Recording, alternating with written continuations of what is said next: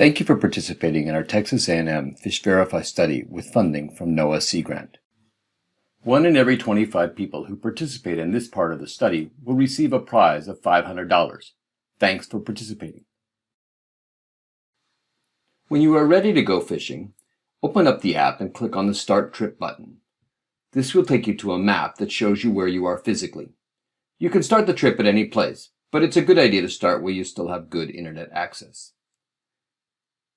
Click on the Trip Details button, and that will open up the screen that shows you a list of questions that we would like you to answer before the start of your trip. You should be able to quickly show us how many people you are fishing with, whether you own the boat, and things like that. These questions may change over time. When you're done answering the questions, click on the Save button, and this will take you back to the home screen. Now you're really ready to start fishing. Probably the most important feature of the app is the Identify button. This allows you to take a picture of a fish and know exactly what it is and what are the regulations associated with that fish. When you click on the button, you'll get some instructions about how to take the picture. Make sure there's good lighting in front of the fish and not too bright behind it.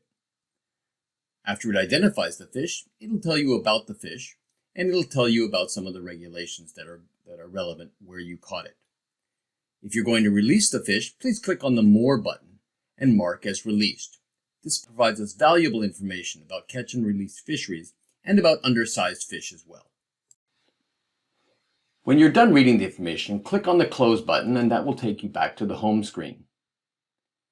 In order to get a good sense of where fish are in the Gulf, we ask that you please identify each of the first 3 fish that anyone on your boat catches, whether you decide to keep them or release them.